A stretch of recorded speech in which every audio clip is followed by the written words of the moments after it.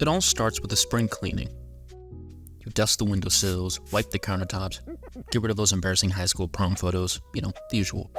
What you remember being just a lightweight coffee table was, in actuality, a 75-pound block of wood. Now you're on your back calling 911. A couple weeks later, you're 2 surgeries down, sitting in the patient recovery room.